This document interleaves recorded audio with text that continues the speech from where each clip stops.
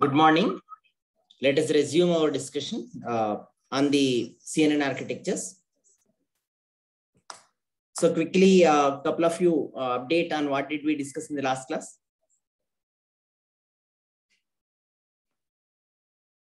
What are the main points that we have discussed in the last class? We are talking about the inception module. Right. We were discussing about the inception module mainly, and then what else did we discuss? What's the other main point that we have discussed in last class? About the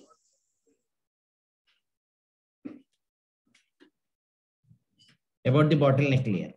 Okay, so inception module and bottleneck layer. So what's the role of bottleneck layer? One of you quickly update.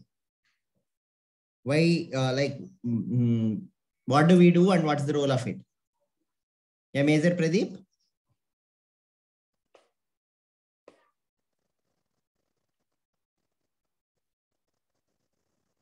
Yeah, quickly update on what bottleneck layer can do.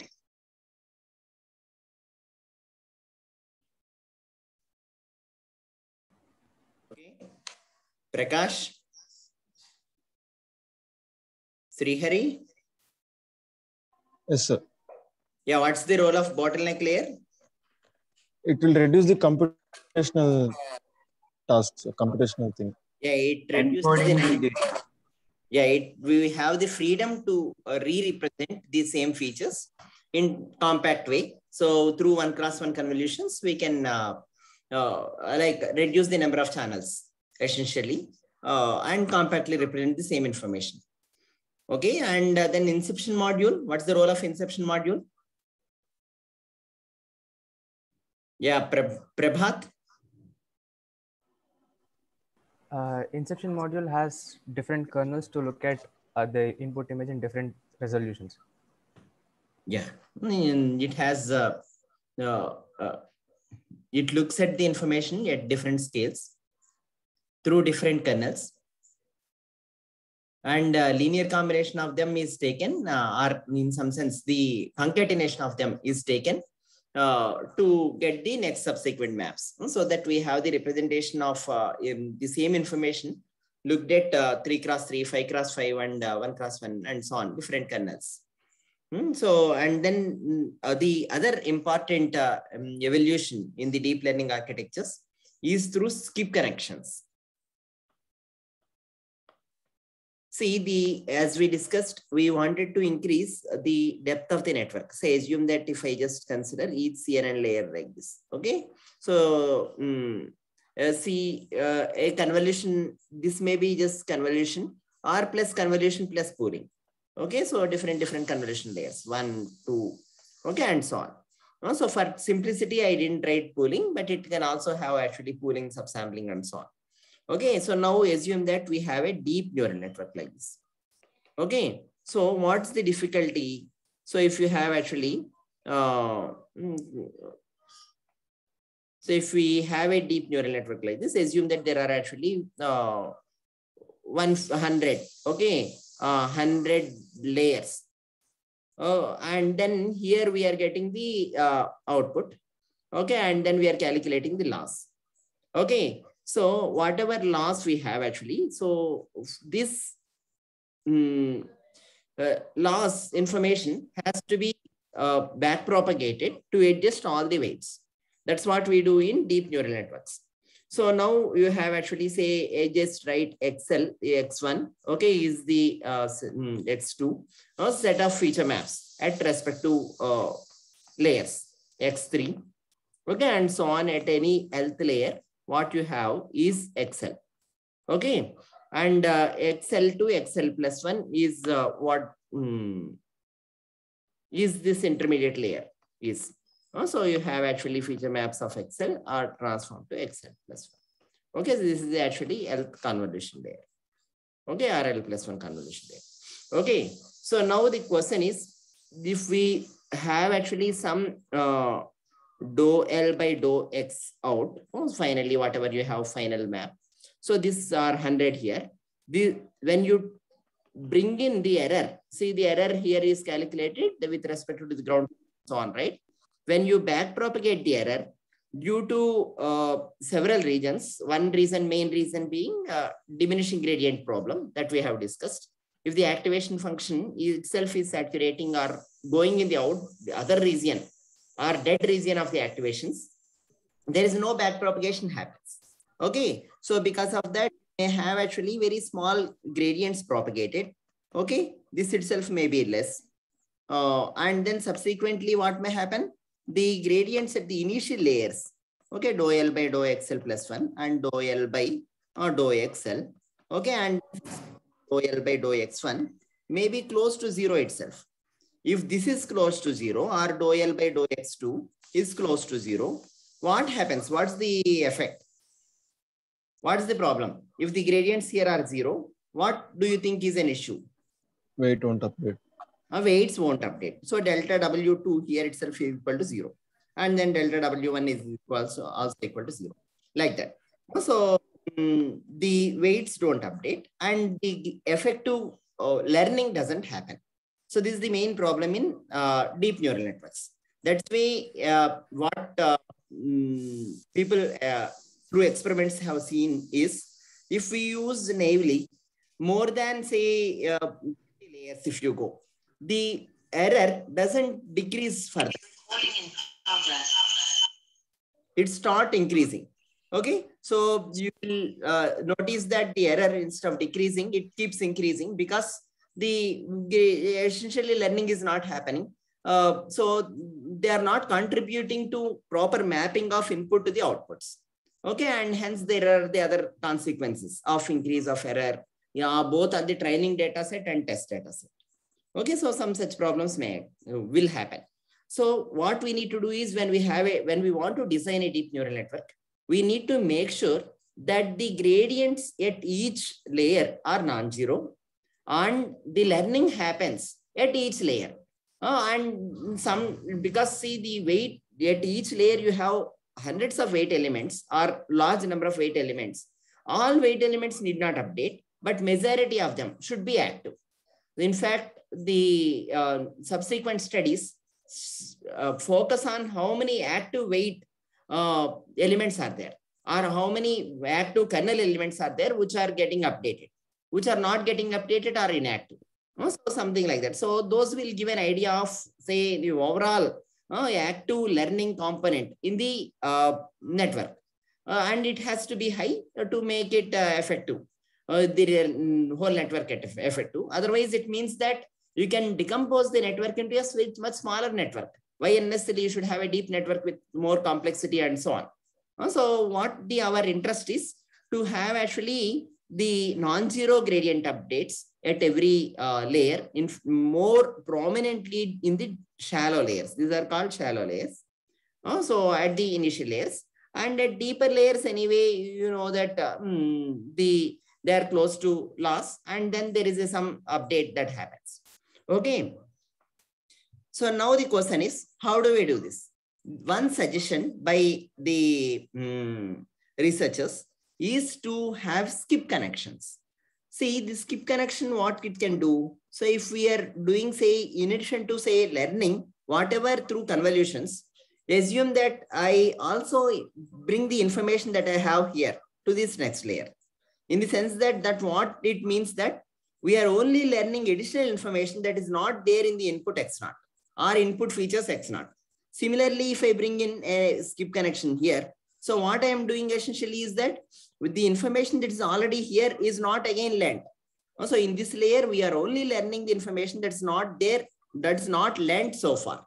Okay. Again, a skip connection here means that we are learning an information that is not learned so far. Okay. And so on. So this skip connection essentially is a kind of learning residual information.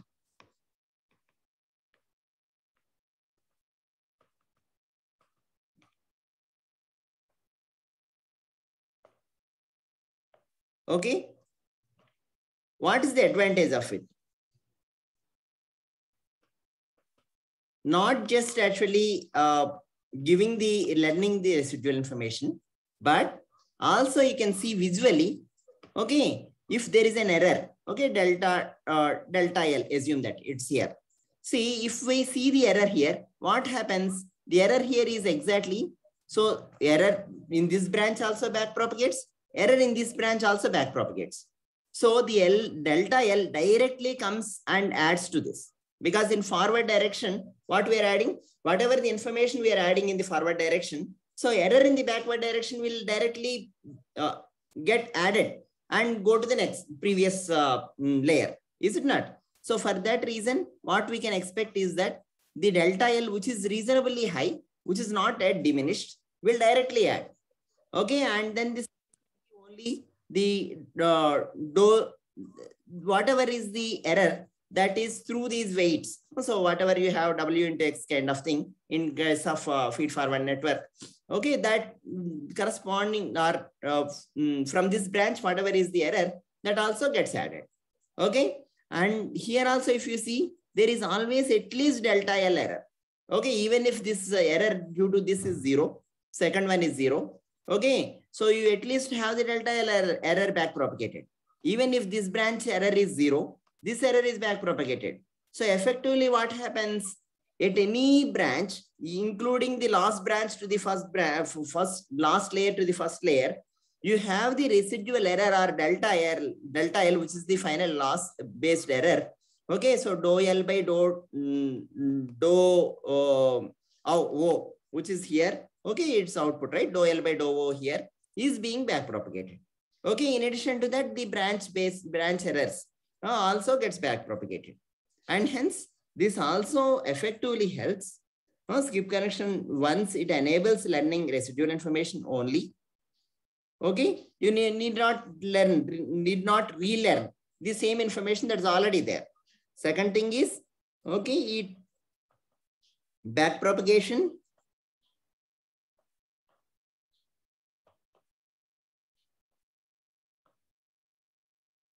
Gradient at last layer.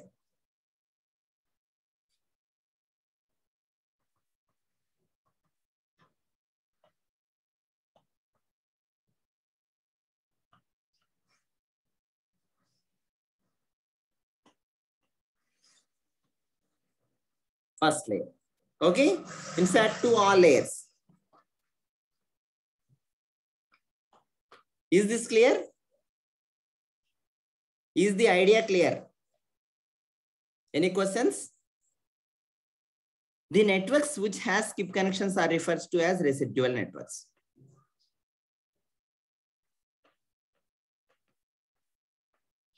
Or resonance. Okay, these are very famous. Okay, and due to this skip connection, simple idea, people were able to manage even to go up to 1,000 layer networks. So now let's see a little bit on mathematically. So we previously, as we discussed, so Excel is the feature maps that we have here. Okay, and then we have the information. So after Excel, assume that usually, so we have actually two convolution layers. So convolution layer, ReLU. Okay, and a convolution layer. We just want to see that actually one block. So how is it modified with the skip connections? Okay, so assume that this is one block. Okay, and we want to see how this can be modified with skip connections. And initially we started with some number of maps, so like 2 H cross, W cross, 256. Okay, and here how many, what's the dimensions you expect? But for having the skip connections, what are the dimensions that you expect here? Initially, we don't have skip connections, but now later what we want to do? We want to bring in and put some skip connection here. Okay, so to design or to have the skip connection, what should be the dimension? Then this will be X of L plus 1 in fact. Okay, and this is the intermediate thing. Okay, I'm just putting it here. So this is what will become X of L plus 1. Okay, if we have the skip connection. Is this clear? Okay, and what should be the dimension of this? here, what the dimensions do you expect? Oh, yeah. Will the H cross W be different?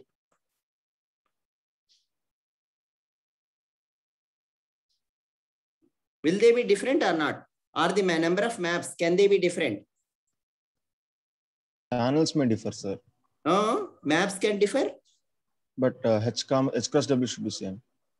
See, if maps differ, how do you add?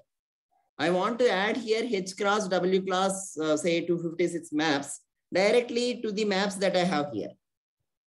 Is it not? Oh, okay, sir. So, in fact, you can consider this. I have shown here. This Excel is same as this. Okay, so we want to add directly here. So both the number of maps has to be same. Okay, and then as well as the dimension also has to be same. Okay, so both get added here to again give actually H cross W cross 256. Okay. However, if you wish to change the number of maps into the next layer, you can do this here. Okay, after a skip connection based layer, you can in between have actually, if you wish to have, you can have 1x1 convolution or whatever. Okay, but that will subsampling or pooling or whatever. Okay, but that should be in such a way that that will take the skip connections or the back propagation effectively. Okay. So now the question is, see, if you want to do this, first there are two things. One thing is we want to see mathematically analyze the effect of skip connection. Okay, we have seen, we have understood pictorially or conceptually what the role of skip connections are. But we want to also mathematically do. That's one thing. Second thing is, see here, you have actually H cross W cross 256. Here also you need H cross W cross 256. In between, if you want to do some convolution, okay, and ReLU, anyway, batch normalization, all there. Convolution means, okay, batch normalization, okay, and then convolution. Both activation, both are there. Activation means anyway ReLU is here, right? So batch normalization is also there, and convolution. Okay, or convolution, batch normalization. Okay, so both are here, but what we wish to do is we wish to maintain the dimensions. So for that, if you want to do, what's the kernel size we wish? So some anyway, some 5x5 cross whatever the number of maps we may have. Is it not? So if we, or if you want to make 256 directly here, then it will be very computationally intensive. Here also, if we bring in 5x5 cross 256, it is very computationally intensive. So for that reason, what do you suggest we can do? Even here, we can have see, the number of maps has to be maintained. Okay, but the computational complexity has to be reduced. What can we do? Any suggestion on it? Bottleneck, man. Yeah, that's all. Okay, so you can use 1x1 convolution. Okay, with 32 maps or whatever. Okay, and then what you can do? You can anyway do ReLU activation or what? So activation. Okay, and then here what you can do is, so you can have actually whichever convolution you would like to do, 5x5 convolution or whatever, with so 256 number of maps. Okay, that will give you essentially H cross W cross 256 again. Okay, and this gets added in the skip connection to the skip connection through the skip connection and get the next layer.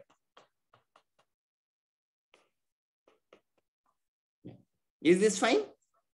So effectively you can implement the block within the skip connection or a convolution layer in the skip connection also through a bottleneck layer. Okay, fine, that's okay. So this is referred to as skip connection plus inception module. In fact, you can have actually after this, yeah, I think you can have. Okay. So now let us see mathematically what's the role of the skip connection. So assume that we have actually Excel here, which is H cross W cross 256. Okay, and then subsequently we have some convolution layer. Okay, and then some activation and probably another convolution. In fact, the order in which they do batch normalization, convolution, and ReLU is also differed, and people have experimented, and they finally come up with a having a complete block of convolution, batch normalization, ReLU. Similarly, here also batch normalization, convolution, and ReLU. Okay, ReLU I think comes outside in this case. Or we start with ReLU here, okay, and then the things go. So that actually whole block is complete. So this is referred to as skip connection with identity mapping. So even with skip connection also has several evolutions, how they should introduce. Okay, so should that be introduced after the ReLU activation function or before the batch normalization, or after just one convolution layer, one convolution, etc. So after experimentation, they have come up with introducing the skip connection exactly like before the activation, and it immediately after the feature maps we have the activation. So the whole cycle of the whole convolution layer comes within, and you have actually skip connection giving rise to XL+1. Okay, so now let's assume that we want to learn. So ideally, see if we take a convolution neural network, what we have. So we have a convolution layer and then activation or whatever. Okay, and then we have again convolution layer. Okay, and through this kind of structure from XL to XL+1 architecture, okay, we want to learn what?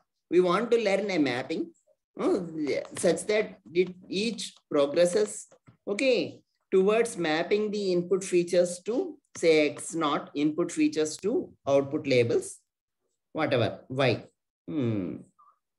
Right? So, but this mapping where what we are doing here is we are trying to learn a nonlinear function that subsequently map the previous layer features to next layer features and next layer features to next layer and so on, finally to the labels. And we are not effectively using the information that is already there in this, and we are again trying to get the information as a the combination of the information that we have here plus whatever the information that we can learn again newly. In here, if we consider same, if you want to learn fx of L, that is starting from XL, from previous set of features to current set of features. But what we are learning effectively, if we see, is only H of XL. Okay, in the sense that we are using the information that already has learned and then learning only the additional information. Is this clear? So this information, whichever we have already learned, we are not learning again. We are only learning the additional information. That's the advantage of using skip connection. Now the question is, if we have like that several layers, then at Lth layer, which is L maybe greater than say L greater than anyway 1 or 2, so that actually at some subsequent layer, intermediate layer, how do we write the information in terms of XL? So we assume that capital L is greater than small l. Okay, so at subsequent layer where we are, now we want to write in terms of the feature maps of XL. In terms of feature maps of XL, we want to write the feature maps of X capital L. How do we write? Any answer for this?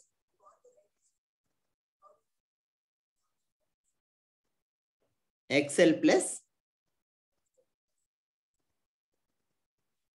See, if we take from this layer to the next layer, what will happen? H of XL is new here.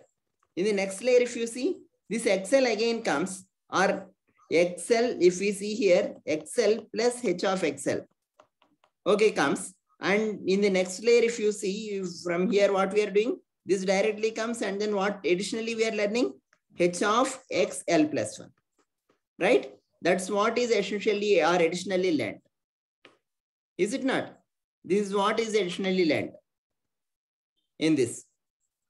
Okay, so essentially what we are learning at each of the layer, what we are learning is nothing but, okay, H of XL.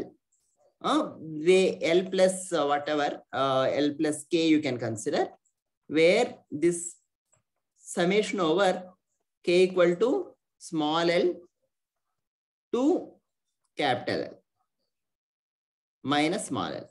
Is this clear? Why I have written this? How I have written this? Is this clear? Sir, could you repeat it? Yeah. So what I'm saying is at any layer, so if I just let me put this side.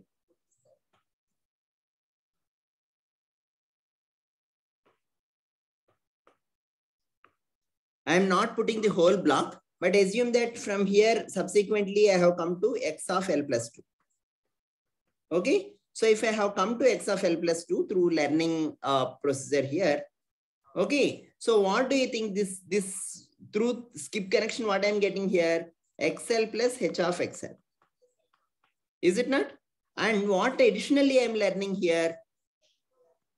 What is that additionally I'm learning here? This additional learning is what? Is what? H of X L plus 1. Is it not? H of XL, this is essentially equal to X of L plus 1, right? That is being sent to a block, okay, set of convolution, 2 convolution layers. Okay. And from that, what I have got is H of XL plus 1. And X of L plus 2 now, if you see, is equal to H of XL plus 1 plus what? XL plus H of XL.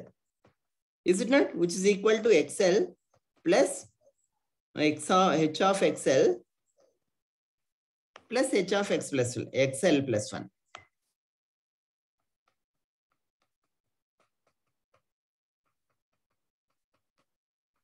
This H and this H may be different. Okay, based on the nature, actually this may be different and this may be different. Okay, but what essentially we are learning is that's information that's not there in the previous layer, that's all. So like that, if we go up to capital L layers, so I am starting from Lth layer, okay, L plus 1 and L plus 2 and so on up to capital L I'm going. Okay, then what's the information learned at capital Lth layer or the feature maps at capital Lth layer essentially is equal to XL plus, okay, H of XL plus, say if I expand and write XL plus what? H of XL plus H of XL plus 1 plus up to where I will go? H of XL minus 1. Is it not? Is this clear or not? Yes, sir. But in that case, in the summation, shouldn't the K go from 0 to L minus 1? Yes. So let me put actually, summation should go essentially 0 to K minus 1, correct. 0 to small L, yeah, let me just put summation properly. 0 is correct. First index is 0. Okay, and second index should be such that L minus 1 equal to, so L plus L minus L plus 1, right? So this is essentially equal to, what's that? What is the second index you are saying? Capital L minus small l minus 1. Right, correct. So if you put it, then L plus capital L minus small l minus 1, which is actually L minus 1, correct. So that's what summation is, correct. So the idea here is we are writing any feature maps in terms of the feature map at a very shallow layer and some kind of convolution layers. Okay. Previously, when we didn't use skip connection, this is not there. Please note that this is only there. So now in back propagation, assume that we started from XL be the last layer. Okay, for simplicity of our understanding. Then dou L by dou XL, okay, is non-zero. From where we started, in sense that in the last layer, essentially the gradient is non-zero. We assume that we are able to maintain it. Now, if we see dou L by dou small xl, gradient at shallow layer now. Okay, this is gradient at deeper layer.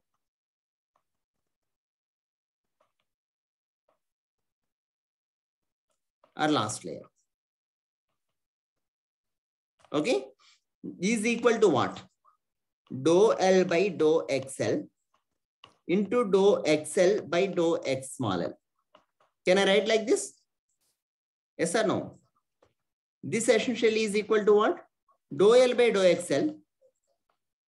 Okay, which is non-zero. Is it not? Which is non-zero. Into dou capital L by dou small l is how XL is how much? 1 plus dou by dou XL into summation over H of XL plus K, comma W. W also has an index, same index. And then K going from 0 to L minus L minus. Is this fine? And thus, see, this is non-zero, since this is non-zero. And this is anyway 1, non-zero. It's if this has to be 1, okay, it's very unlikely that all these mini batch gradients at different layers add up to exactly equal to 1. Okay, usually they may diminish. Okay, they may go to 0, but it's not likely that they may all add up to -1, sorry. Okay, so unless they add up to -1, you will not diminish the overall gradient, dou L by dou XL. So this avoids this whole thing is non-zero. Right, and skip connection in this way helps to have the non-zero gradients at any shallow layer. Is this clear?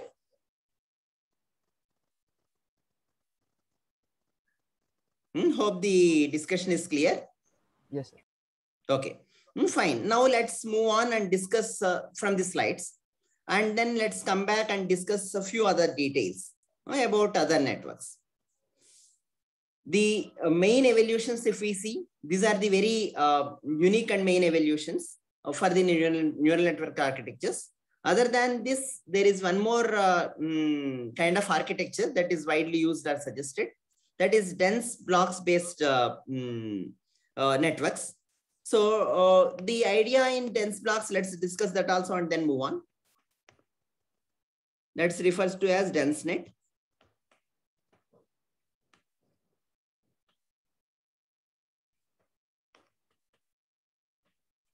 Or dense blocks in CNN.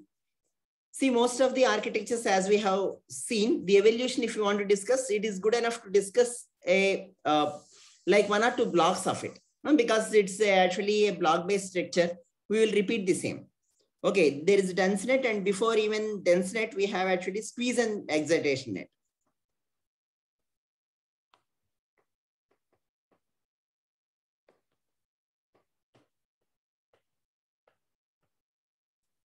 DenseNet also builds upon the idea of efficient backpropagation of the gradients. So they target to have the backpropagation even in spite of very large layers. But squeeze and excitation net try to target to give different weightage to the different channel. Okay, it tries to give different attention to different channel.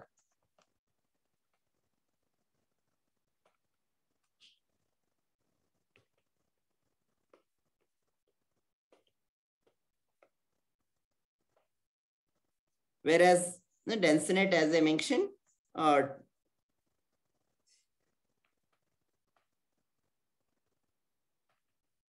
effective backpropagation.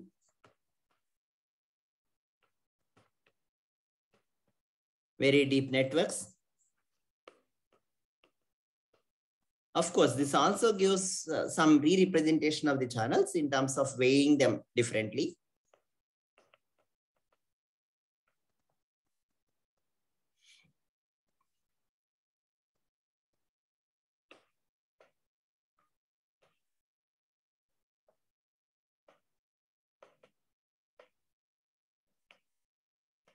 Okay, so let's discuss first squeeze and excitation net and then move on to the dense net. See, squeeze and excitation net, what it essentially does is, if we have H cross W cross C channels, at some XL again, at some layer L, should we give equal importance to all C channels is the question. The answer is not necessary. So how do they do is, say they come up with, say, bringing local or global importance or global energy for. Based on this, they may form a one-dimensional vector. So this is actually 1 cross C vector. This can do, see, this XL is after ReLU activation and so on. So you have the feature maps from the previous layer. Okay. From there, we have actually the information of the current feature maps. And these feature maps, we want to weigh them differently. In sense, each channel may have actually different importance. That's what we want to find out. And we want to find out what's the importance of each channel. That's the idea here. Okay, how do I associate a particular importance or weight to a given channel? So what we do is global energy of each channel. So global energy, we mean it can be just averaged version of the feature maps, but that particular feature map, and that can be represented as a one value here. Like that C feature maps may be each of the feature map will give rise to one value, and the whole vector is 1 cross. So even though I have written 1 cross 1 C cross C, it is 1 cross C only. But what they want to do is they want to see how these information across different maps are correlated. Okay, so what they do is they apply in some sense here a feed-forward neural net, fully connected network. Okay, it is not fully convolution network, it is a fully connected network. Okay, through this what they may do, so through fully connected network, our aim is again to get another 1 cross C vector. This 1 cross C vector is such that it gives a, like if you consider each of them as neurons, okay, C cross 1 neurons, and again you want actually another C cross 1 neurons. So each of them are now interconnected. Okay, so what essentially we are doing is we are trying to see the relative importance of one correlation of information from here to here, here to here, and so on, and subsequently want to learn the weights of the again 1 cross C vector. So want to learn the weight that has to be given to the C channels itself. See, because of incorporating this fully connected network, we have a W here, which is a learnable parameter. So we can, this 1 cross C is a learnable vector, whereas this 1 cross C is a fixed vector. This is fixed based on what? This is fixed based on the channels in the previous layer. Whereas this is learnable because through the fully connected network, we have this 1 cross C vector.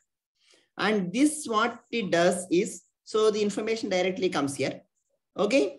And this information is dot star, or the element wise multiplication will happen with respect to the channels and the weights that we get from the land 1 fully connected network. Okay, and these again will give back us this set of channels, weighted channels now.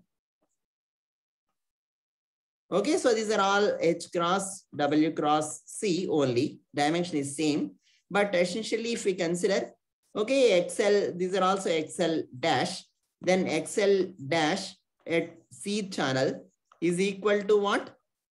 XL C channel into WC, corresponding weight from here. This is a vector W. Okay, where it has W1 to W capital C. Okay, and this, if we want to see this C, if it is a K channel, C is confusing, then let's put K. K equal to 1 to C. Is this clear? And this is a scalar. And this is a matrix of dimension what? H cross W. And this is scalar. And this modified for all channels, and that you have is this. So this is squeeze. Squeezing is what we are doing for the information.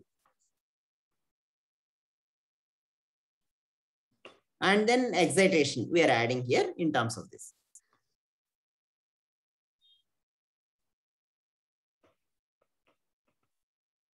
Okay, of course, this can also be, the weights can be both positive and negative, or the importance can be different for different channels. But still we are doing some kind of excitation here. Okay, this is the squeeze and excitation network. This doesn't change the number of channels and again the dimensions. Hope this is clear. Sir, small doubt. Yeah. Yeah, could you just tell again why this is actually useful? How is it useful, you're asking, is it? Yes, sir. Yeah, see, what usually happens is if you have 128 channels here or 256 channels here, so all may not be very active. And we say, for example, the information in one channel may also be there in another channel. So what we are doing through this is through a learnable parameter, we are trying to give importance to different channels. Okay, and then subsequently in this, some of the channels may have very small weights, or say their relative importance may be much different. So after this, what we are doing after this layer, what we do, we again perform convolution layers, like even 1x1 convolutions may be there, or even subsequent convolutions may be there. And the number of maps also will be subsequently can be decreased. So when we do that, what happens? Only the information that is very important will be retained, and the subsequent information, which is not important, will be suppressed. It is referred. It is in some sense as giving a channel attention. In fact, attention is also one of the very important thing in convolution neural networks. Attention means where we should, or which we should highlight, or where we should focus. So essentially here we are trying to give which channels are to be focused, or which channels has to be given more importance. That's what is being done here. And this information you can subsequently take care. So for example, if the energies here are very small for some of the channels, you can knock them off. Some such things can be done. Yes, sir. Is this clear? Yes, sir. Yeah, fine.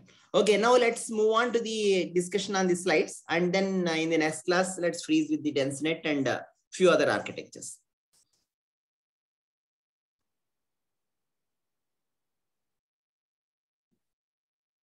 Okay. So I'm stopping the screen sharing here.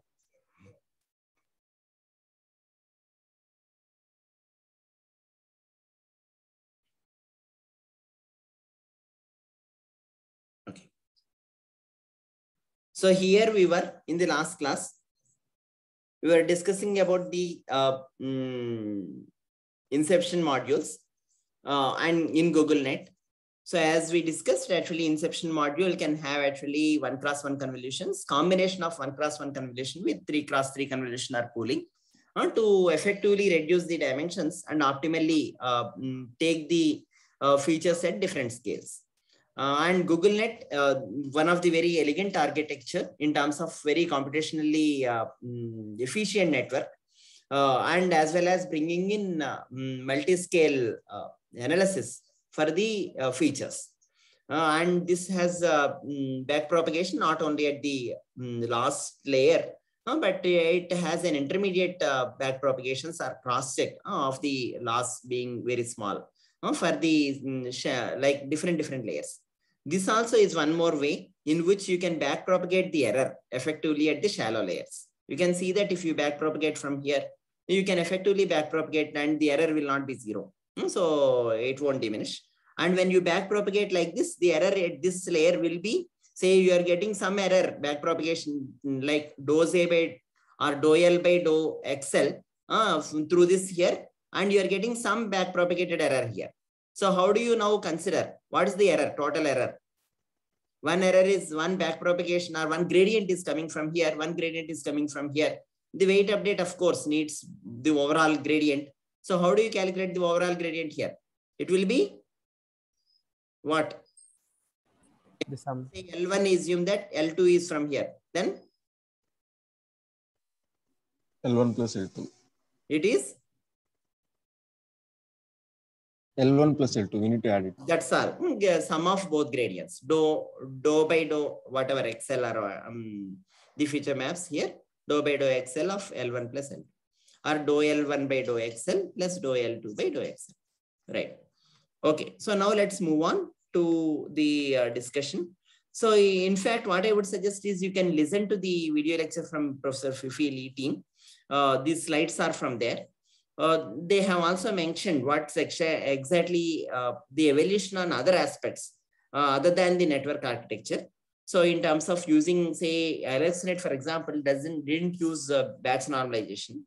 You just only a minimal normalization, and subsequently VCC uses batch normalization. And this doesn't have fully connected layers at all. GoogleNet. So because they all are fully convolutional layers only. So and still they achieve very good accuracies, and the parameters it requires is much less. So you can get some other complementary information as well from the video lecture or from this information from Professor Fivili team. And as I discussed, the depth of the networks was like increasing the depth of the network was bottleneck due to the diminishing gradients problem, and the skip connections or residual connections has made it possible. And this is the example of how they have introduced residual blocks. So once they introduce one block of residual block, one block of network, they keep using that, and the back propagation happens very effectively with the skip connections. Also, to reduce the like the computational complexity of such residual blocks or the overall deep neural network, they can effectively take use of the bottleneck layer as well. So I'm skipping some of the details. As you can see here, this will effectively reduce. So the number of operations or the number of like the total number of operations need to be performed to get the same performance or the same operation of like same number of layers. So you can see that here the dimensions are exactly same to make sure that we are adding the information of the previous feature maps to the current feature maps. In fact, as I mentioned, in DenseNet, they don't add the information. They will concatenate the feature maps. There you need not maintain the same, of course, they also you need to maintain the dimensions, but the number of maps can be different. Okay, as you can see here, we can have actually bottleneck layer with single 1x1 convolution or two 1x1 convolutions. So you can have actually 3x3 also with small number, and subsequently you can have 1x1 as we discussed in the last class. So they have mentioned about other details on these particular networks, how they have trained and so on, especially when you want to do any other application or you want to do further in computer vision using deep neural networks.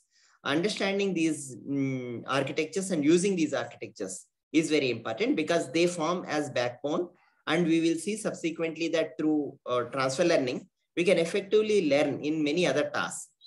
We can use them in many other tasks, not necessarily in pure computer vision applications. And so in fact, the ResNet is a very celebrated network, which has brought down the errors by a very great margin. And even the depth is also increased by several folds. So it's one of the very very good architecture. So here is also a comparison with respect to the both memory requirement, because memory requirements and operations are not directly proportional. Memory requirements depends upon the number of maps as well, not just number of the kernel or the kernel dimensions. But the operations mainly depends upon the kernel dimensions and the image dimensions, both. And so you can see that the GoogleNet is one very efficient network in terms of both having less memory, less operations, and yielding reasonably good accuracies. Inception module is an option, not necessarily be used in GoogleNet. It is used, as we discussed, inception module effectively uses bottleneck layers and convolution across different scales. That's the idea of inception module. So it can be used even in ResNets, and it can be used anywhere, as we discussed. So I will skip some of the details, and then let me see if I can move on to squeeze and excitation network. I think it's in different presentation. So then let's it's here. So squeeze and excitation network, as I mentioned, what the aim of squeeze and excitation network is, essentially it tries to give weightage to each of the channels, and the weightage is given through learning. So this is essentially a learning module for the weight to be given to each channel, because you are multiplying here and taking the next layer, right? So and this information is used subsequently. So when you back propagate the error, so it will in turn try to find out a particular weight to give the appropriate importance such that the error overall loss is minimized. Okay, so this alone doesn't learn. Putting this in the deep neural network or a full neural network will make it to learn the weights. I hope you understand that. So, and that essentially is done. So backpropagation is not from here. Please note that from the loss function itself. So that based on the loss, to minimize the loss, whatever is the best weight that has to be multiplied to the channel will get multiplied. In that way, it is learned. Okay. So, and this is squeeze and even here, if you want, you can reduce through using the bottleneck layer. So instead of say learning C to C, which is W of dimension C cross C, you can reduce it to say C by R. Okay, and then first, and then C by R to C by R you can learn, and then C by R to again C you can learn. So the idea of bottleneck layer can be used even here. So I will stop here. If you have any very quick questions, we can take. Otherwise, we will meet in the next class. Yeah, thank you. Sir, sir. Yeah, sir, good morning, sir. Sir, for this programming assignment, a student want extension of this deadline to by tomorrow or day after tomorrow by evening, sir. Shall I make that one, sir? Okay, yeah. Sunday evening. Yeah, Sunday, yes. Yeah, okay. Okay, sir. Okay, thank you, sir. Thanks, bye.